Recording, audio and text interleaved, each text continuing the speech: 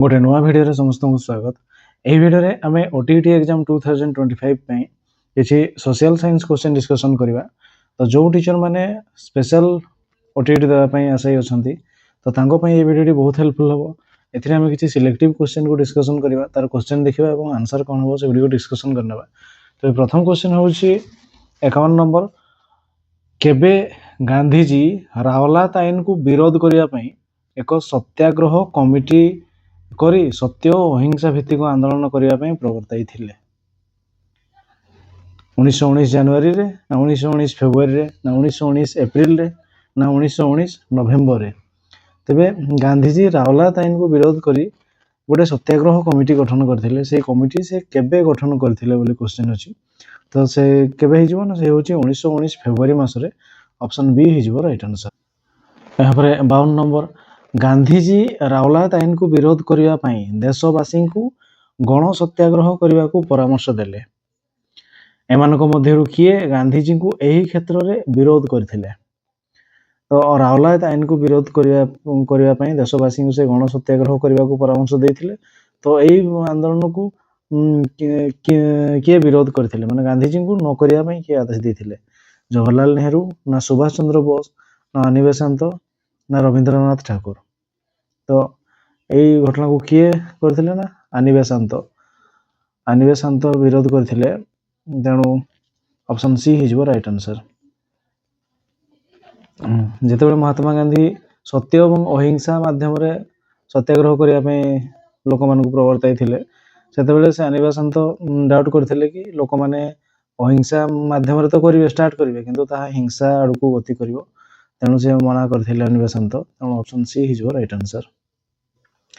यहाँ 53 नंबर, अमृतसर जालियानवालाबाग ठारे केबे एक बर्बरचित हत्याकांड घटी? 1919 एप्रिल 13 तारिख ना 1919 एप्रिल 9 तारिख ना 1919 मार्च 29 तारिख ना 1919 मार्च 19 तारिख। तेबे यार आंसर हो कौन ना 1919 एप्रिल 13 तारिख। 1919 एप्रिल 13 तारिख रे बैशाखी पर्व पालन पई समस्ते एकाठी होते तार मीटिंग रखी केमती कौन करा जीवो। एप्रिल मास 13 तारिख रे घटना घटी। ऑप्शन ए हो राइट आंसर। यहाँ 54 नंबर, जालियानवालाबाग हत्याकांड पई काहाकू दायी करा जायथिला? जनरल ली ना जनरल डायर ना जनरल विंग ना जनरल मैथ्यूज। तबे जालियानवालाबाग हत्याकांड पई काहाकू दायी करा जायथिला? सेति पई दायी किए थिले? तो सेति पई थिले जनरल डायर। जनरल डायर जे कि जने मानसिक पेशेंट थिले, जे कि तार मानसिक स्थिति ठीक नथिला, जोथि पई कि से एमती बर्बरचित कांड घटाइया पई से जिद करथिले। तेणु ऑप्शन बी जनरल डायर हि जीवो राइट आंसर। यहाँ 55 नंबर, गांधीजी निर्देश रे होइथिबा तदंत अनुसार जालियानवालाबाग हत्याकांड रे केते जनकर प्राणहानि घटिथिला?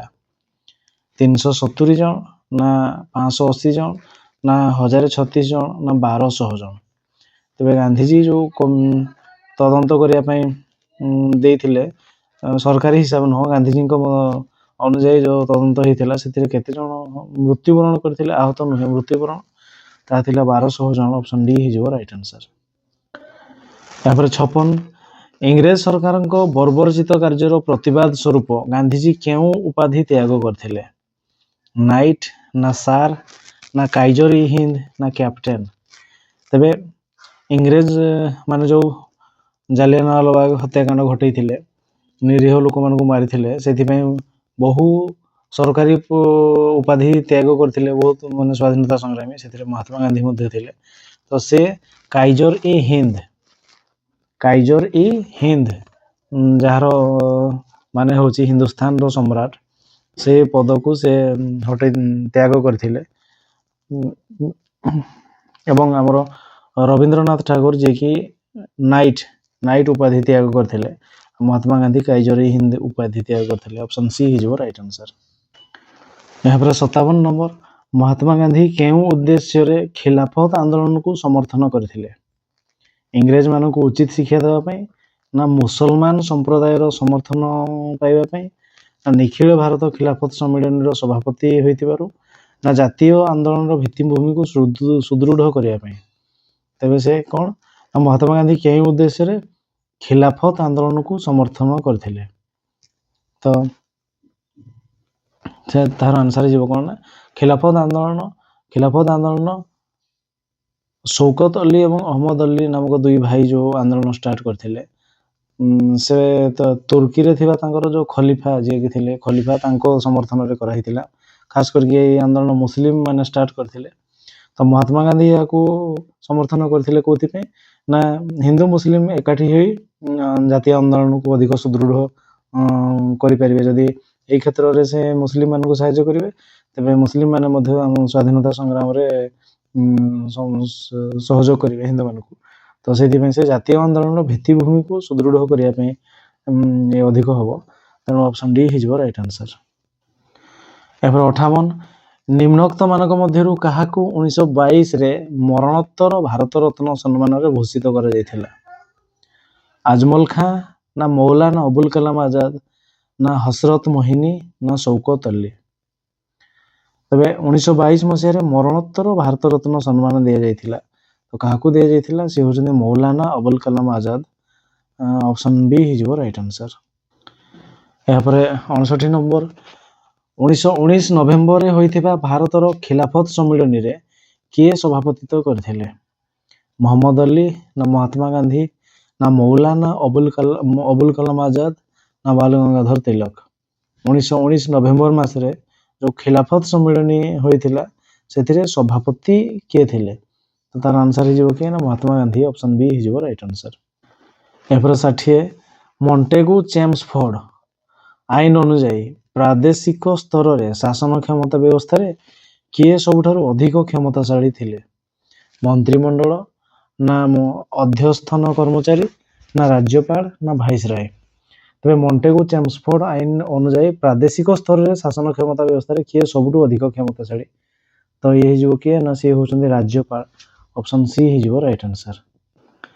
ଏହାପରେ 61 ଅସହଯୋଗ ଆନ୍ଦୋଳନରେ ଅର୍ଥ ଯୋଗାଇବା ପାଇଁ କେଉଁ ବ୍ୟବସ୍ଥା କରାଯାଇଥିଲା? ତିଳକ ପାଣ୍ଠି, ନା ତିଳକ ଆନ୍ଦୋଳନ ପାଣ୍ଠି, ନା ତିଳକ ସ୍ୱରାଜ ପାଣ୍ଠି, ନା ତିଳକ ଅର୍ଥ ସଂଗ୍ରହ ପାଣ୍ଠି? ତେବେ ଅସହଯୋଗ ଆନ୍ଦୋଳନରେ ଅର୍ଥ ଯୋଗାଇ ଦେବା ପାଇଁ ଯେଉଁ ବ୍ୟବସ୍ଥା କରାଯାଇଥିଲା ତାହାକୁ କ'ଣ କୁହାଯାଉଥିଲା ନା ତିଳକ ସ୍ୱରାଜ ପାଣ୍ଠି। ବାଲ ଗଙ୍ଗାଧର ତିଲକଙ୍କ ନାମ ଅନୁସାରେ ତିଳକ ସ୍ୱରାଜ ପାଣ୍ଠି। ଅପସନ୍ ସି ହେଇଯିବ ରାଇଟ୍ ଆନ୍ସର। ଏହାପରେ 62 ବାଲ ଗଙ୍ଗାଧର ତିଲକଙ୍କ ଦେହାନ୍ତ କେବେ ହୋଇଥିଲା? 1920 ଅଗଷ୍ଟ 1 ତାରିଖ, ନା 1920 ଅକ୍ଟୋବର 31 ତାରିଖ, ନା 1919 ଡିସେମ୍ବର 1 ତାରିଖ, ନା 1921 ଡିସେମ୍ବର 31 ତାରିଖ? ତ ବାଲ ଗଙ୍ଗାଧର ତିଲକ ତାଙ୍କ ଦେହାନ୍ତ କେବେ ହୋଇଥିଲା, ସେ କେବେ ମୃତ୍ୟୁବରଣ କରିଥିଲେ? ତାହା ହେଉଛି 1920 ଅଗଷ୍ଟ 1 ତାରିଖ ଦିନ। 1920 ଅଗଷ୍ଟ 1 ତାରିଖ ଦିନ। ଅପସନ୍ ଏ ହେଇଯିବ ରାଇଟ୍ ଆନ୍ସର। ଏହାପରେ 63 ନମ୍ବର 1919 ଭାରତ ଶାସନ ଆଇନରେ ନିମ୍ନୋକ୍ତ ମଧ୍ୟରୁ କେଉଁଟି ସ୍ଥାନ ପାଇଥିଲା? ଇଂରେଜ ସରକାର ଭାରତୀୟ ଜାତୀୟ କଂଗ୍ରେସ ଦାବିକୁ ମାନି ନେବେ, ନା ଭାରତୀୟମାନେ ପ୍ରଶାସନିକ ସେବା ପରୀକ୍ଷା ଭାରତରେ ଦେଇପାରିବେ, ନା ଭାରତୀୟମାନେ ବ୍ରିଟିଶ ମନ୍ତ୍ରିମଣ୍ଡଳରେ ସ୍ଥାନ ପାଇବେ, ନା ପ୍ରାଦେଶିକ ସ୍ତରରେ ଦ୍ୱୈତ ଶାସନ କ୍ଷମତା ରାଜ୍ୟପାଳଙ୍କ ଅଧୀନରେ ରଖାଯିବ? ତେବେ ଏହାର ସଠିକ ଆନ୍ସର ହେବ କ'ଣ ନା ପ୍ରାଦେଶିକ ସ୍ତରରେ ଦ୍ୱୈତ ଶାସନ କ୍ଷମତା ରାଜ୍ୟପାଳଙ୍କ ଅଧୀନରେ ରଖାଯିବ। ଅପସନ୍ ଡି ହେଇଯିବ ରାଇଟ୍ ଆନ୍ସର। ଏହାପରେ 64 ଜାଲିଆନୱାଲାବାଗ ହତ୍ୟାକାଣ୍ଡର ତଦନ୍ତ ଭାର କେଉଁ କମିଟି ଉପରେ ନ୍ୟସ୍ତ ଥିଲା? ସିହ୍ନା କମିଟି, ନା ହଣ୍ଟର କମିଟି, ନା ଫିଲ୍ଡ ଅଫ୍ କମିଟି, ନା ଅଟଲି କମିଟି?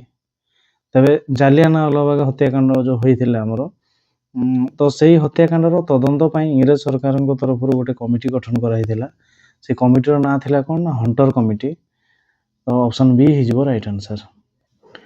ଏହାପରେ 65 ବ୍ରିଟିଶ ଲର୍ଡସ ସଭାରେ କେଉଁ ଘଟଣାକୁ ନେଇ ଭାରତୀୟମାନେ ଅତ୍ୟନ୍ତ କ୍ଷୁବ୍ଧ ହୋଇଯାଇଥିଲେ? ଜାଲିଆନୱାଲାବାଗ ହତ୍ୟାକାଣ୍ଡ ପାଇଁ ଜେନେରାଲ ଡାୟରଙ୍କୁ ଦୋଷୀ କରିଥିଲେ, ନା ଭାରତୀୟମାନଙ୍କ ସ୍ୱରାଜ୍ୟ ଦାବିକୁ ନ୍ୟାୟୋଚିତ ନୁହେଁ ବୋଲି ଘୋଷଣା କରିଥିଲେ, ନା ଜେନେରାଲ ଡାୟରଙ୍କ କାର୍ଯ୍ୟକୁ ଅନୁମୋଦନ କରିଥିଲେ, ନା ଭାରତୀୟମାନଙ୍କ ପାଇଁ ଦମନ ନୀତି ଅନୁସରଣ କରିବାକୁ ଘୋଷଣା କରିଥିଲେ? ତେବେ ଏହାର ସଠିକ ଆନ୍ସର ହେବ କ'ଣ ନା ଜେନେରାଲ ଡାୟରଙ୍କ କାର୍ଯ୍ୟକୁ ଅନୁମୋଦନ କରିଥିଲେ। ଇଂଲଣ୍ଡର ନାଗରିକମାନେ ଜେନେରାଲ ଡାୟରଙ୍କର ଏହି କାର୍ଯ୍ୟକୁ ସେମାନେ ପ୍ରଶଂସା କରିଥିଲେ ଏବଂ ସେଥିପାଇଁ ସେମାନେ ପୁରସ୍କାର ମଧ୍ୟ ଦେଇଥିଲେ। ତ ଏଇ କଥା ଜାଣିକି ଭାରତୀୟମାନେ ବହୁତ କ୍ଷୁବ୍ଧ ହୋଇଥିଲେ। ଅପସନ୍ ସି ହେଇଯିବ ରାଇଟ୍ ଆନ୍ସର। ଏହାପରେ 66 ଗାନ୍ଧୀଜୀ କେଉଁ ଘଟଣାକୁ ଦୃଷ୍ଟିରେ ରଖି ଅସହଯୋଗ ଆନ୍ଦୋଳନକୁ ସ୍ଥଗିତ ରଖିବା ପାଇଁ ଘୋଷଣା କରିଥିଲେ? ଜାଲିଆନାୱାଲାବାଗ ହତ୍ୟାକାଣ୍ଡ, ନା ଇଂରେଜ ସରକାରଙ୍କ ଦମନ ନୀତି, ନା ବହୁ ବିଶିଷ୍ଟ ବ୍ୟକ୍ତିଙ୍କୁ କଠୋର ଦଣ୍ଡରେ ଦଣ୍ଡିତ, ନା ଚୌରୀ ଚୌରାଠାରେ ହିଂସାତ୍ମକ କାର୍ଯ୍ୟ। ତେବେ ଗାନ୍ଧୀଜୀ ଅସହଯୋଗ ଆନ୍ଦୋଳନକୁ ସ୍ଥଗିତ ରଖିଥିଲେ। କାହାରିକୁ ନ ପଚାରିକି ସେ ଅସହଯୋଗ ଆନ୍ଦୋଳନ ଯେତେବେଳେ ଜୋରଦାର ଚାଲିଥିଲା ସେତେବେଳେ ସେ ଅଫିସିଆଲି ବନ୍ଦ କରିଦେଇଥିଲେ ଅସହଯୋଗ ଆନ୍ଦୋଳନ। ସେଟା କୋଉ ଘଟଣା ପାଇଁ ହେଇଥିଲା ନା ଚୌରୀ ଚୌରାଠାରେ ଯୋଉ ପୋଲିସ ମାନଙ୍କୁ ପୋଡ଼ି ଦିଆଗଲା, ଚୌରୀ ଚୌରା ହତ୍ୟାକାଣ୍ଡ, ସେଇଥିପାଇଁ ହେଇଥିଲା। ଅପସନ ଡି ହେଇଯିବ ଏହାର ରାଇଟ ଆନ୍ସର। ଏହାପରେ 67 ଅସହଯୋଗ ଆନ୍ଦୋଳନ ସ୍ଥଗିତ ନିଷ୍ପତ୍ତିକୁ କିଏ ଏକ ଜାତୀୟ ବିପର୍ଯ୍ୟୟ ଭାବେ ବର୍ଣ୍ଣନା କରିଥିଲେ? ସୁଭାଷ ଚନ୍ଦ୍ର ବୋଷ, ନା ସର୍ଦ୍ଦାର ବଲ୍ଲଭ ଭାଇ ପଟେଲ, ନା ଚିତ୍ତରଞ୍ଜନ ଦାସ, ନା ଲାଲା ଲାଜପତ ରାୟ। ତେବେ ଏହି ଘଟଣାକୁ ଯେତେବେଳେ ଅସହଯୋଗ ଆନ୍ଦୋଳନ ମହାତ୍ମା ଗାନ୍ଧୀ କାହାରିକୁ ନ ପଚାରିକି ନ ବୁଝିକି ବନ୍ଦ କରିଦେଇଥିଲେ, ଯେତେବେଳେ ଜୋରଦାର ଚାଲିଥିଲା ଅସହଯୋଗ ଆନ୍ଦୋଳନ, କେବଳ ଗୋଟେ ଛୋଟ ଘଟଣା ଯୋଉଟାକି ଚୌରୀ ଚୌରା ହତ୍ୟାକାଣ୍ଡ, ସେଇ ଘଟଣାରେ ସେ କାହାରିକୁ ନ ବୁଝିକି ମହାତ୍ମା ଗାନ୍ଧୀ ସ୍ଥଗିତ କରିଦେଲେ ଅସହଯୋଗ ଆନ୍ଦୋଳନ। ତ ସେଇ ଅସହଯୋଗ ଆନ୍ଦୋଳନ ପୁରା ଜୋରଦାର ଚାଲିଥିଲା ବେଳେ ହଠାତ୍ ବନ୍ଦ ହେଇଗଲା। ଯଦି ହୁଏତ ସେଇ ଆନ୍ଦୋଳନରେ ହିଁ ଭାରତ ସ୍ୱାଧୀନତା ପାଇ ପାରିଥାନ୍ତା ଏବଂ ହୁଏତ ଭାରତ ପାକିସ୍ତାନ ବିଭାଜନ ବି ହେଇନଥାନ୍ତା। କାରଣ ସେଇଥିପାଇଁ ସମସ୍ତଙ୍କୁ ଆଶ୍ଚର୍ଯ୍ୟ ଲାଗିଥିଲା ଯୋଉଟାକି ମାନେ ଅସହଯୋଗ ଆନ୍ଦୋଳନ ହଠାତ୍ ବନ୍ଦ ହେଇଯାଇଥିଲା। ଏବଂ ସୁଭାଷ ଚନ୍ଦ୍ର ବୋଷ ଯିଏକି ଏଇ ଘଟଣା ପାଇଁ ବହୁତ ଦୁଃଖ ପ୍ରକାଶ କରିଥିଲେ ଏବଂ ସେ ମହାତ୍ମା ଗାନ୍ଧୀଠୁ ମାନେ ସେଇ ସମୟରୁ ହିଁ ସେ ବିଚ୍ଛେଦ ହେଇଥିଲେ। ଆଉ ସୁଭାଷ ଚନ୍ଦ୍ର ବୋଷ ଯିଏକି କହିଥିଲେ ଏହା ଗୋଟେ ଜାତୀୟ ବିପର୍ଯ୍ୟୟ। ତେଣୁ ଅପସନ ଏ ହେଇଯିବ ରାଇଟ ଆନ୍ସର। ଏହାପରେ 68 କେବେ ଅସହଯୋଗ ଆନ୍ଦୋଳନ ସ୍ଥଗିତ ଘୋଷଣା କଂଗ୍ରେସ କାର୍ଯ୍ୟକାରିଣୀ ବୈଠକରେ ଅନୁମୋଦିତ ହୋଇଥିଲା? 1922 ଫେବୃଆରୀ 5 ତାରିଖ, 1922 ଫେବୃଆରୀ 12 ତାରିଖ, ନା 1922 ମାର୍ଚ୍ଚ 8 ତାରିଖ, ନା 1922 ଏପ୍ରିଲ 16 ତାରିଖ। ତେବେ କେବେ ଅସହଯୋଗ ଆନ୍ଦୋଳନ ସ୍ଥଗିତ ଘୋଷଣା କଂଗ୍ରେସ କାର୍ଯ୍ୟକାରିଣୀ ବୈଠକରେ ଅନୁମୋଦିତ ହୋଇଥିଲା ବୋଲି କୁହାଯାଇଛି। ତେବେ ଏହାର ଆନ୍ସର ହେଇଯିବ କ'ଣ?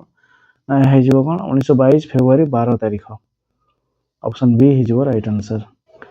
ଏହାପରେ 69 କେବେ ଓଡ଼ିଶା ପ୍ରାଦେଶିକ କଂଗ୍ରେସ କମିଟି ଗଠନ ହୋଇଥିଲା? 1919 ମସିହା, ନା 1920 ମସିହା, ନା 1921 ମସିହା, ନା 1922 ମସିହା। ଓଡ଼ିଶା ପ୍ରାଦେଶିକ କଂଗ୍ରେସ କମିଟି କେବେ ହେଇଥିଲା? ଏହାର ଆନ୍ସର ହେଇଯିବ କ'ଣ? ନା 1921 ମସିହା। ଅପସନ ସି ହେଇଯିବ ରାଇଟ ଆନ୍ସର। ଏହାପରେ 70 ନମ୍ବର ନିମ୍ନୋକ୍ତ ବ୍ୟକ୍ତିମାନଙ୍କ ମଧ୍ୟରୁ କେଉଁ ବ୍ୟକ୍ତି ଓଡ଼ିଶାରେ ଅସହଯୋଗ ଆନ୍ଦୋଳନକୁ ସଫଳ କରିବାରେ ପ୍ରୟାସ କରିଥିଲେ? ମଧୁସୂଦନ ଦାସ, ନା ଯଦୁମଣି ମଙ୍ଗରାଜ, ନା ରାଧାନାଥ ରାୟ, ନା ରାଜେନ୍ଦ୍ର ନାରାୟଣ ଭଞ୍ଜଦେବ। ତେବେ ଏହାର ଆନ୍ସର ହେଇଯିବ କ'ଣ? ନା ଯଦୁମଣି ମଙ୍ଗରାଜ, ଯିଏକି ଓଡ଼ିଶାରେ ଅସହଯୋଗ ଆନ୍ଦୋଳନକୁ ସଫଳ କରିବାରେ ପ୍ରୟାସ କରିଥିଲେ। ଅପସନ ଏ ଅପସନ ବି ହେଇଯିବ ରାଇଟ ଆନ୍ସର।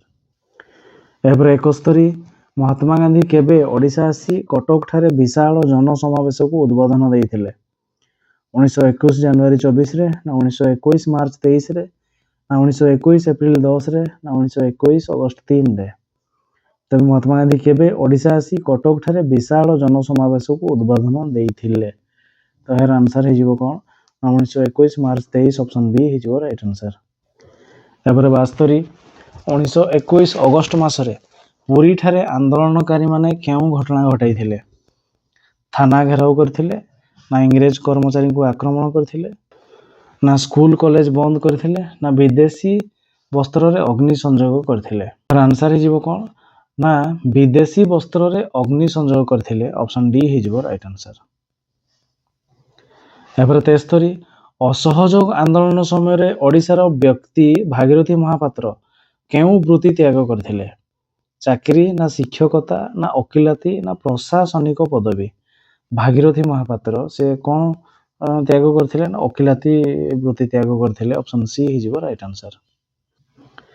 ଏହାପରେ 74 1919 ମସିହାରେ ଗୋପବନ୍ଧୁ ଦାସଙ୍କ ଦ୍ୱାରା ପ୍ରତିଷ୍ଠିତ ଜାତୀୟ ବିଦ୍ୟାଳୟର ନାମ କ'ଣ ଥିଲା? ସତ୍ୟବାଦୀ ବନବିଦ୍ୟାଳୟ, ନା ଅଳକା ଉଚ୍ଚ ବିଦ୍ୟାଳୟ, ନା ସାକ୍ଷୀଗୋପାଳ ଉଚ୍ଚ ବିଦ୍ୟାଳୟ, ନା ମଧୁବନ ଜାତୀୟ ବିଦ୍ୟାଳୟ। ତେବେ 1919 ମସିହାରେ ଗୋପବନ୍ଧୁ ଦାସଙ୍କ ଦ୍ୱାରା ପ୍ରତିଷ୍ଠିତ ବିଦ୍ୟାଳୟ ତାର ନାମ ଥିଲା କ'ଣ? ନା ସେ ହେଉଛି ସତ୍ୟବାଦୀ ବନବିଦ୍ୟାଳୟ। ଅପସନ ଏ ହେଇଯିବ ରାଇଟ ଆନ୍ସର। 75 ନମ୍ବର ଇଂରେଜ ସରକାର ଓଡ଼ିଶାରେ ଆଇନ ଅମାନ୍ୟ କରିଥିବା ଅଭିଯୋଗରେ ଗୋପବନ୍ଧୁ ଦାସ ଓ ଭାଗୀରଥୀ ମହାପାତ୍ରଙ୍କୁ ଗିରଫ କରି କେଉଁ ଜେଲକୁ ପଠାଇ ଦେଇଥିଲେ? ତେବେ ଇଂରେଜ ସରକାର ଓଡ଼ିଶାରେ ଆଇନ ଅମାନ୍ୟ କରିଥିବା ଅଭିଯୋଗରେ ଗୋପବନ୍ଧୁ ଦାସ ଓ ଭାଗୀରଥୀ ମହାପାତ୍ରଙ୍କୁ ଗିରଫ କରିକି କେଉଁ ଜେଲକୁ ପଠାଇଥିଲେ? ତିହାର ଜେଲ, ନା କେନ୍ଦ୍ରୀୟ ଜେଲ, ନା ନାଗପୁର ଜେଲ, ନା ହଜାରୀବାଗ ଜେଲ? ତେବେ ଗୋପବନ୍ଧୁ ଦାସକୁ ହଜାରୀବାଗ ଜେଲକୁ ପଠାଇଥିଲା। ଗୋପବନ୍ଧୁ ଦାସ ଏବଂ ଭାଗୀରଥୀ ମହାପାତ୍ର 2 ଜଣଙ୍କୁ ହଜାରୀବାଗ ଜେଲ। ଅପସନ ଡି ହେଇଯିବ ରାଇଟ୍ ଆନ୍ସର। ଏହାପରେ 76 ନମ୍ବର, ଅସହଯୋଗ ଆନ୍ଦୋଳନ ପରେ ଗାନ୍ଧୀଜୀ ନିଜକୁ କେଉଁ କାର୍ଯ୍ୟରେ ନିୟୋଜିତ କରିଥିଲେ? ସାବରମତୀ ଆଶ୍ରମ ନିର୍ମାଣ କରିବାରେ, ନା ରଚନାତ୍ମକ କାର୍ଯ୍ୟକ୍ରମରେ, ନା ସ୍ୱେଚ୍ଛାସେବୀ ଅନୁଷ୍ଠାନ ଗଠନ କରିବାରେ, ନା ଆଇନ ବ୍ୟବସାୟ ଆରମ୍ଭ କରିବାରେ? ତେବେ ଅସହଯୋଗ ଆନ୍ଦୋଳନ ପରେ ଗାନ୍ଧୀଜୀ ନିଜକୁ କେଉଁ କାର୍ଯ୍ୟରେ ନିୟୋଜିତ କରିଥିଲେ? ନା ରଚନାତ୍ମକ କାର୍ଯ୍ୟରେ, ମାନେ ସେ ବିଭିନ୍ନ ଲେଖାଲେଖି କରିଥିଲେ। ଯେତେ ସବୁ ତାଙ୍କର ଆମେ ବାୟୋଗ୍ରାଫି କିମ୍ବା ଅଟୋବାୟୋଗ୍ରାଫି ଗୁଡ଼ିକ ଆମେ ପଢୁଛେ, ସେଗୁଡ଼ା ସେଇ ସମୟରେ ସେ ଲେଖାଲେଖି କରିଥିଲେ। ତ ଅପସନ ବି ହେଇଯିବ ଏହାର ରାଇଟ୍ ଆନ୍ସର। ଏହାପରେ 77 ନମ୍ବର, ସାଇମନ କମିଶନର ଅଧ୍ୟକ୍ଷ କିଏ ଥିଲେ? ମହାତ୍ମା ଗାନ୍ଧୀ, ନା ରାମସେ ମ୍ୟାକଡୋନାଲ୍ଡ, ନା ସାର୍ ଜନ୍ ସାଇମନ, ନା ପଞ୍ଚମ ଜର୍ଜ? ତେବେ ସାଇମନ କମିଶନ ଏଥିରେ ଅଧ୍ୟକ୍ଷ କିଏ ଥିଲେ? ନା ସେ ହେଉଛନ୍ତି ସାର୍ ଜନ୍ ସାଇମନ ନିଜେ। ତେଣୁ ଅପସନ ସି ହେଇଯିବ ଏହାର ରାଇଟ୍ ଆନ୍ସର। ଏହାପରେ 78 ନମ୍ବର, ଭାରତୀୟ ଜାତୀୟ କଂଗ୍ରେସର ନିଷ୍ପତ୍ତି ସାଇମନ କମିଶନକୁ ବର୍ଜନ କରିବା, ଏହାକୁ ମୁସଲିମ ଲିଗ ଓ ଅନ୍ୟ କେଉଁ ସଂଘ ସମର୍ଥନ ଜଣାଇଥିଲା? ତେବେ ଭାରତୀୟ ଜାତୀୟ କଂଗ୍ରେସର ନିଷ୍ପତ୍ତି ସାଇମନ କମିଶନକୁ ବର୍ଜନ କରିବା, ଏହାକୁ ମୁସଲିମ ଲିଗ ଓ ଅନ୍ୟ କେଉଁ ସଂଘ ସମର୍ଥନ ଜଣାଇଥିଲେ? ପ୍ରାର୍ଥନା ସଭା, ନା ବେଦାନ୍ତ ସଭା, ନା ବ୍ରାହ୍ମ ସଭା, ନା ହିନ୍ଦୁ ମହାସଭା? ତେବେ ମୁସଲିମ ଲିଗ ଏବଂ ହିନ୍ଦୁ ମହାସଭା ଏଇ ଦୁଇଟା ସଭା ତାହେଲେ ସମର୍ଥନ ଜଣାଇଥିଲେ। ଅପସନ ଡି ହେଇଯିବ ରାଇଟ୍ ଆନ୍ସର। ଏହାପରେ 79, ନିମ୍ନୋକ୍ତ ବ୍ୟକ୍ତିମାନଙ୍କ ମଧ୍ୟରୁ କାହାକୁ ପଞ୍ଜାବ କେଶରୀ କୁହାଯାଏ? ବାଲ ଗଙ୍ଗାଧର ତିଲକ, ନା ଗୋବିନ୍ଦ ବଲ୍ଲଭ ପନ୍ତ, ନା ଲାଲା ଲାଜପତ ରାୟ, ନା ଉଧାମ ସିଂ? ତେବେ ପଞ୍ଜାବ କେଶରୀ ହେଉଛନ୍ତି କିଏ? ନା ଲାଲା ଲାଜପତ ରାୟ। ଅପସନ ସି ହେଇଯିବ ରାଇଟ୍ ଆନ୍ସର। ଏହାପରେ 80 ନମ୍ବର, 1929 ମସିହାରେ କଂଗ୍ରେସର କେଉଁ ଅଧିବେଶନରେ ପୂର୍ଣ୍ଣ ସ୍ୱରାଜ ପ୍ରସ୍ତାବ ଅନୁମୋଦନ କରିଥିଲେ? ଲାହୋର ଅଧିବେଶନ, ନା ଅହମ୍ମଦାବାଦ ଅଧିବେଶନ, ନା କଲିକତା ଅଧିବେଶନ, ନା ବମ୍ବେ ଅଧିବେଶନ? ତେବେ ଏହାର ଆନ୍ସର ହେଇଯିବ କ'ଣ? ନା 1929 ମସିହାର କଂଗ୍ରେସ କେଉଁ ଅଧିବେଶନରେ ପୂର୍ଣ୍ଣ ସ୍ୱରାଜ ପ୍ରସ୍ତାବ ଅନୁମୋଦନ କରିଥିଲା? ତେବେ ଏହାର ଆନ୍ସର ହେଇଯିବ କ'ଣ? ନା ଲାହୋର ଅଧିବେଶନ। ଅପସନ ଏ ହେଇଯିବ ରାଇଟ୍ ଆନ୍ସର। ଏହାପରେ 81 ନମ୍ବର, ନିମ୍ନୋକ୍ତ ମଧ୍ୟରୁ କେଉଁ ଦିନଟିକୁ ଭାରତର ପ୍ରଥମ ସ୍ୱାଧୀନତା ଦିବସ ରୂପେ ପାଳନ କରିବା ପାଇଁ ଜାତୀୟ କଂଗ୍ରେସ ଘୋଷଣା କରିଥିଲା? 1929 ଜାନୁଆରୀ 26 ତାରିଖ, ନା 1930 ଜାନୁଆରୀ 26 ତାରିଖ, ନା 1931 ଜାନୁଆରୀ 26 ତାରିଖ, ନା 1947 ଅଗଷ୍ଟ 15 ତାରିଖ? ତେବେ ଏହାର ଆନ୍ସର ହେଇଯିବ କ'ଣ? ନା 1930 ଜାନୁଆରୀ 26 ତାରିଖକୁ ଭାରତର ପ୍ରଥମ ସ୍ୱାଧୀନତା ଦିବସ ପାଳନ କରିବା ପାଇଁ ଘୋଷଣା କରାଯାଇଥିଲା। ସେଇଥିପାଇଁ ଜାନୁଆରୀ 26କୁ ଆମର ସ୍ମୃତି ରୂପେ ସାଧାରଣତନ୍ତ୍ର ଦିବସ ରୂପେ ପାଳନ କରାଯାଉଛି, ଯେଉଁଟାକି 1950 ଜାନୁଆରୀ 26କୁ ସ୍ମୃତି ରୂପେ ରଖାଯାଇଛି। ତେଣୁ 1930 ଜାନୁଆରୀ 26 ତାରିଖ ହେଇଯିବ ଏହାର ଆନ୍ସର, ଯେଉଁଟାକି କଂଗ୍ରେସ ଘୋଷଣା କରିଥିଲେ ଯେ ସେଇ ଦିନଟି ଆମେ ସ୍ୱାଧୀନତା ଦିବସ ପାଳନ କରିବା। ଅପସନ ବି ହେଇଯିବ ରାଇଟ୍ ଆନ୍ସର। ଏହାପରେ 82 ନମ୍ବର, ଗାନ୍ଧୀଜୀ ଆଇନ ଅମାନ୍ୟ ଆନ୍ଦୋଳନ କରିବା ପାଇଁ କେଉଁଠାରୁ ଯାତ୍ରା ଆରମ୍ଭ କରିଥିଲେ? ଦାଣ୍ଡି, ନା ଅହମ୍ମଦାବାଦ, ନା ମଣିପୁର, ନା ସାବରମତୀ? ତେବେ ଆଇନ ଅମାନ୍ୟ ଲବଣ ସତ୍ୟାଗ୍ରହ ଆଇନ ବିରୋଧରେ ଯାତ୍ରା କରିବା ପାଇଁ ସେ କୋଉଠୁ ଷ୍ଟାର୍ଟ କରିଥିଲେ? ନା ସେ ହେଇଯିବ ସାବରମତୀ ଆଶ୍ରମରୁ ଆରମ୍ଭ କରିଥିଲେ। ଅପସନ ଡି ହେଇଯିବ ରାଇଟ୍ ଆନ୍ସର। ଏହାପରେ 83 ନମ୍ବର, ନିମ୍ନୋକ୍ତ ମଧ୍ୟରୁ କେଉଁ କାର୍ଯ୍ୟଟି ଆଇନ ଅମାନ୍ୟ ଆନ୍ଦୋଳନର କାର୍ଯ୍ୟକ୍ରମରେ ଅନ୍ତର୍ଭୁକ୍ତ ନୁହେଁ? ଚରଖାରେ ସୂତା କାଟିବା, ନା ସମୁଦ୍ରର ଲୁଣ ମାରିବା, ନା କୁଟୀର ଶିଳ୍ପର ବିକାଶ କରିବା, ନା ମଦ ଓ ଅଫିମ ବିକ୍ରିକୁ ବନ୍ଦ କରିବା? କୋଉଟା କାର୍ଯ୍ୟ ନୁହେଁ ବୋଲି କୁହାଯାଇଛି? ତେବେ ଏହାର ଆନ୍ସର ହେଇଯିବ କ'ଣ? କୁଟୀର ଶିଳ୍ପର ବିକାଶ କରିବା। ତେବେ କୁଟୀର ଶିଳ୍ପର ବିକାଶ କରିବା ସେ ଥିଲା ଅସହଯୋଗ ଆନ୍ଦୋଳନ କାର୍ଯ୍ୟକ୍ରମ, କିନ୍ତୁ ଏଗୁଡ଼ା ସବୁ ଆଇନ ଅମାନ୍ୟ ଆନ୍ଦୋଳନ କାର୍ଯ୍ୟକ୍ରମ। ତେଣୁ ଅପସନ ସି କୁଟୀର ଶିଳ୍ପର ବିକାଶ ହେଇଯିବ ରାଇଟ୍ ଆନ୍ସର। ଏହାପରେ 84, ଆଇନ ଅମାନ୍ୟ ଆନ୍ଦୋଳନ ସମୟରେ ଓଡ଼ିଶାରେ କେଉଁ କାର୍ଯ୍ୟଟି ସଫଳତା ଲାଭ କରିଥିଲା? ଚୌକିଦାରୀ କର ନ ଦେବା, ନା ଲବଣ କର ନ ଦେବା, ନା ରପ୍ତାନି କର ନ ଦେବା, ନା ବିଦେଶୀ ବସ୍ତ୍ର ବ୍ୟବହାର ନ କରିବା? ତେବେ ଏହାର ଆନ୍ସର ହେଇଯିବ କ'ଣ? ନା ବିଦେଶୀ ବସ୍ତ୍ର ବ୍ୟବହାର ନ କରିବା ଅପସନ୍ ଡି ହେଇଯିବ ରାଇଟ୍ ଆନ୍ସର। ଏହାପରେ 85 ନମ୍ବର ଖୋଦାଇ ଖିଦମତଗାର କାହାଙ୍କ ନେତୃତ୍ୱରେ ଗଠିତ ହୋଇଥିଲା? ମହାତ୍ମା ଗାନ୍ଧୀ, ନା ଖାନ୍ ଅବଦୁଲ ଗଫର ଖାନ୍, ନା ମୋହମ୍ମଦ ଅଲି ଜିନା, ନା ଜୟୀ ରାଜଗୁରୁ? ଖୋଦାଇ ଖିଦମତଗାର ଏହା ଖାନ୍ ଅବଦୁଲ ଗଫର ଖାନଙ୍କ ନେତୃତ୍ୱରେ ଗଠିତ ହୋଇଥିଲା। ଅପସନ୍ ବି ହେଇଯିବ ରାଇଟ୍ ଆନ୍ସର। এই ଖାନ୍ ଅବଦୁଲ ଗଫର ଖାନକୁ ଆମର ସୀମାନ୍ତ ଗାନ୍ଧୀ ମଧ୍ୟ କୁହାଯାଏ। ତେଣୁ ଅପସନ୍ ବି ହେଇଯିବ ଏହାର ରାଇଟ୍ ଆନ୍ସର। ଏହାପରେ 86 ନିମ୍ନୋକ୍ତ କେଉଁ ସମୟରେ ଗାନ୍ଧୀ ଇରୱିନ୍ ଚୁକ୍ତି ସମ୍ପାଦିତ ହୋଇଥିଲା? ଗାନ୍ଧୀ ଇରୱିନ୍ ଚୁକ୍ତି ତାହା ହେଉଛି 1931 ମସିହା ଜାନୁଆରୀ 5 ତାରିଖ, ନା 1931 ମସିହା ଫେବୃଆରୀ 15 ତାରିଖ, ନା 1931 ମସିହା ମାର୍ଚ୍ଚ 5 ତାରିଖ, ନା 1931 ମସିହା ଏପ୍ରିଲ 15 ତାରିଖ? ତେବେ ଏହାର ଆନ୍ସର ହେଇଯିବ କ'ଣ? ନା 1931 ମସିହା ମାର୍ଚ୍ଚ 5 ତାରିଖରେ ଗାନ୍ଧୀ ଇରୱିନ୍ ଚୁକ୍ତି ସମ୍ପାଦିତ ହୋଇଥିଲା। ଅପସନ୍ ସି ହେଇଯିବ ରାଇଟ୍ ଆନ୍ସର। ଏହାପରେ 87 ଦ୍ୱିତୀୟ ଗୋଲଟେବୁଲ ବୈଠକରେ କିଏ ଗାନ୍ଧୀଜୀଙ୍କୁ ଅର୍ଦ୍ଧନଗ୍ନ ଫକୀର ହାଫ୍ ନେକେଡ୍ ଫକୀର ଭାବେ ଆକ୍ଷେପ କରିଥିଲେ? ସମ୍ରାଟ ପଞ୍ଚମ ଜର୍ଜ, ନା ରାମସେ ମ୍ୟାକଡୋନାଲ୍ଡ, ନା ୱିନଷ୍ଟନ୍ ଚର୍ଚ୍ଚିଲ୍? ତେବେ କିଏ ଗାନ୍ଧୀଜୀଙ୍କୁ ଅଧା ଲଙ୍ଗଳା ଫକୀର ବୋଲି କହିଥିଲେ? ତ ଏହାର ଆନ୍ସର ହେଇଯିବ କ'ଣ? ନା ୱିନଷ୍ଟନ୍ ଚର୍ଚ୍ଚିଲ୍। ୱିନଷ୍ଟନ୍ ଚର୍ଚ୍ଚିଲ୍ ଅପସନ୍ ଡି ହେଇଯିବ ରାଇଟ୍ ଆନ୍ସର। ଏହାପରେ 88 ବ୍ରିଟିଶ ସରକାରଙ୍କ ଦ୍ୱାରା ଦଳିତମାନଙ୍କ ପାଇଁ ପୃଥକ ନିର୍ବାଚନ ମଣ୍ଡଳୀ ବ୍ୟବସ୍ଥା କେଉଁ ଚୁକ୍ତି ଅନୁଯାୟୀ ପ୍ରତ୍ୟାହାର କରାଯାଇଥିଲା? ଭର୍ସାଇ ଚୁକ୍ତି, ନା ପୁନା ଚୁକ୍ତି, ନା ଗାନ୍ଧୀ ଇରୱିନ୍ ଚୁକ୍ତି, ନା ପ୍ୟାରିସ ଚୁକ୍ତି? ତ ଏହାର ଆନ୍ସର ହେଇଯିବ କ'ଣ? ନା ପୁନା ଚୁକ୍ତି। ଯେଉଁଟାକି ପୁନା ଚୁକ୍ତିରେ ଆମର କ'ଣ କରାହେଇଥିଲା? ନା ଦଳିତମାନଙ୍କ ପାଇଁ ପୃଥକ ନିର୍ବାଚନ ମଣ୍ଡଳୀ ବ୍ୟବସ୍ଥାକୁ ପ୍ରତ୍ୟାହାର କରାଯାଇଥିଲା। ଅପସନ୍ ବି ପୁନା ଚୁକ୍ତି ହେଇଯିବ ରାଇଟ୍ ଆନ୍ସର। ଏହାପରେ 89 ଓଡ଼ିଶାରେ ଆଇନ ଅମାନ୍ୟ ଆନ୍ଦୋଳନ କରିବା ପାଇଁ କେବେ ନିଷ୍ପତ୍ତି ନିଆଯାଇଥିଲା? 1930 ମାର୍ଚ୍ଚ 3 ତାରିଖ, 1930 ମାର୍ଚ୍ଚ 16 ତାରିଖ, 1930 ଏପ୍ରିଲ 10 ତାରିଖ, 1930 ମେ 15 ତାରିଖ? ତେବେ ଏହାର ଆନ୍ସର ହେଇଯିବ କ'ଣ? ନା 1930 ମାର୍ଚ୍ଚ 16 ତାରିଖ, ଯେଉଁଦିନ କି ଆମର ଓଡ଼ିଶାରେ ଆଇନ ଅମାନ୍ୟ ଆନ୍ଦୋଳନ କରିବା ପାଇଁ ନିଷ୍ପତ୍ତି ନିଆଯାଇଥିଲା। 1930 ମାର୍ଚ୍ଚ 16 ତାରିଖ ଅପସନ୍ ବି ହେଇଯିବ ରାଇଟ୍ ଆନ୍ସର। ଏହାପରେ 90 ନିମ୍ନୋକ୍ତ ମଧ୍ୟରୁ କାହାକୁ ଓଡ଼ିଶାର ଦ୍ୱିତୀୟ ଦାଣ୍ଡି ରୂପେ ଅଭିହିତ କରାଯାଇଛି? ଇଞ୍ଚୁଡ଼ି, ନା ଇରମ, ନା ସାର୍ଥ, ନା କାଳିଘାଟ? ତେବେ ଦ୍ୱିତୀୟ ଦାଣ୍ଡି ରୂପେ ଇଞ୍ଚୁଡ଼ିକୁ କୁହାଯାଇଛି। ଇଞ୍ଚୁଡ଼ି ଅପସନ୍ ଏ ହେଇଯିବ ରାଇଟ୍ ଆନ୍ସର। ଏହାପରେ 91 ଓଡ଼ିଶାରେ ଆଇନ ଅମାନ୍ୟ ଆନ୍ଦୋଳନର ନେତୃତ୍ୱ କିଏ ନେଇଥିଲେ? ଗୋପବନ୍ଧୁ ଦାସ, ନା ଆଚାର୍ଯ୍ୟ ହରିହର, ନା ନୀଳକଣ୍ଠ ଦାସ, ନା ଗୋପବନ୍ଧୁ ଚୌଧୁରୀ? ତ ଏହାର ଆନ୍ସର ହେଇଯିବ କ'ଣ? ନା ଗୋପବନ୍ଧୁ ଚୌଧୁରୀ। ଅପସନ୍ ଡି ହେଇଯିବ ରାଇଟ୍ ଆନ୍ସର।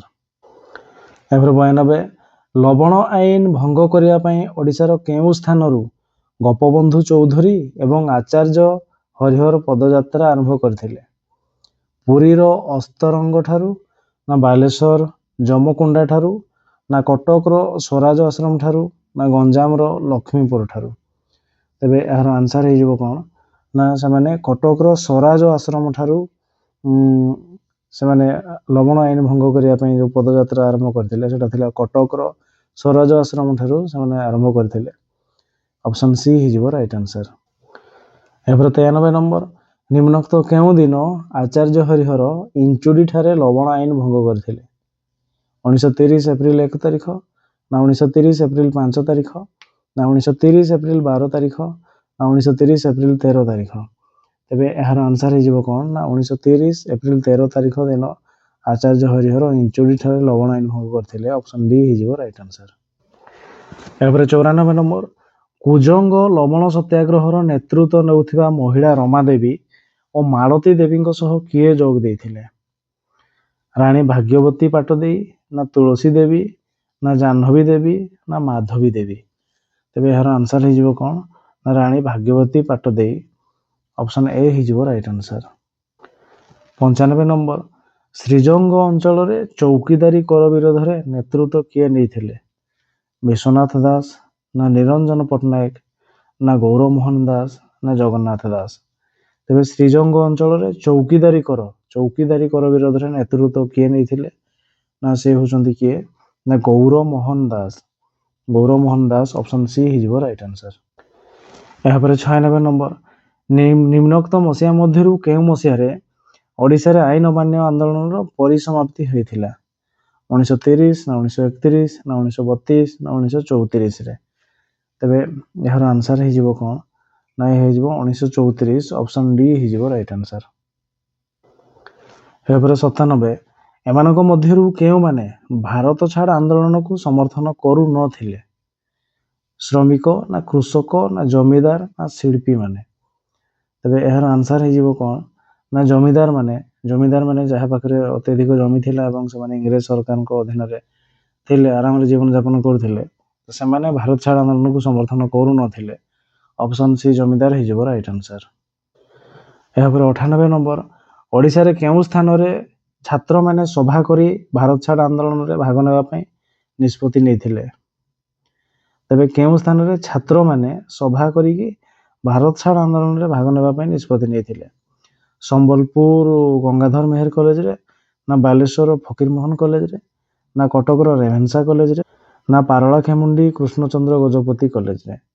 ତେବେ ଏହାର ଆନ୍ସର ହେଇଯିବ କ'ଣ? ନା କଟକର ରେଭେନ୍ସା କଲେଜରେ ସେମାନେ ସଭା କରିକି ଏଇ ନିଷ୍ପତ୍ତି ନେଇଥିଲେ। କଟକର ରେଭେନ୍ସା କଲେଜ, ଅପସନ୍ ସି ହେଇଯିବ ରାଇଟ୍ ଆନ୍ସର। ଏହାପରେ 99 ନମ୍ବର, କାଇପଦଠାରେ 1942 ଅଗଷ୍ଟ 17 ତାରିଖରେ ନିମ୍ନୋକ୍ତ ମଧ୍ୟରୁ କେଉଁ ଘଟଣା ଘଟିଥିଲା? କାଇପଦର ଡାକଘରେ ଉତ୍ତ୍ୟକ୍ତ ଜନତା ନିଆଁ ଲଗାଇ ଦେଇଥିଲେ, ନା ବରୀ ତହସିଲ ଅଫିସର କାଗଜପତ୍ର ଗୁଡ଼ିକୁ ପୋଡ଼ି ଦେଇଥିଲେ, ନା ସତ୍ୟାଗ୍ରହୀମାନେ ଆନ୍ଦୋଳନ ପାଇଁ ସଭା କରି ଏକତ୍ରିତ ହୋଇଥିଲେ, ନା ପୋଲିସ କର୍ମଚାରୀମାନଙ୍କୁ ହତ୍ୟା କରିଥିଲେ? ତେବେ ଏହାର ଆନ୍ସର ହେଇଯିବ 1942 ଅଗଷ୍ଟ 17 ତାରିଖ କାଇପଦରେ ସେ ଡାକଘରେ ଉତ୍ତ୍ୟକ୍ତ ଜନତା ନିଆଁ ଲଗାଇ ଦେଇଥିଲେ। ଅପସନ୍ ଏ ହେଇଯିବ ରାଇଟ୍ ଆନ୍ସର। ଏହାପରେ 100 ନମ୍ବର, ଭଣ୍ଡାରୀ ପୋଖରୀ ଗ୍ରାମରେ 1942 ଅଗଷ୍ଟ 17 ତାରିଖରେ 5000 ଲୋକ କେଉଁ ଘଟଣା ଘଟାଇଥିଲେ? ଚୌକିଦାରୀ ପୋଷାକ ପୋଡ଼ି ଦେଇଥିଲେ, ନା ଥାନାକୁ ପୋଡ଼ି ପକାଇଥିଲେ, ନା ଥାନା ଆକ୍ରମଣ କରି କାଗଜପତ୍ର ପୋଡ଼ି ଦେଇଥିଲେ, ନା ଥାନା ଅଧିକାରୀଙ୍କୁ ହତ୍ୟା କରିଥିଲେ? ତେବେ ଏହାର ଆନ୍ସର ହେଇଯିବ କ'ଣ? ନା ଥାନା ଆକ୍ରମଣ କରି କାଗଜପତ୍ର ପୋଡ଼ି ଦେଇଥିଲେ। ଅପସନ୍ ସି ହେଇଯିବ ରାଇଟ୍ ଆନ୍ସର।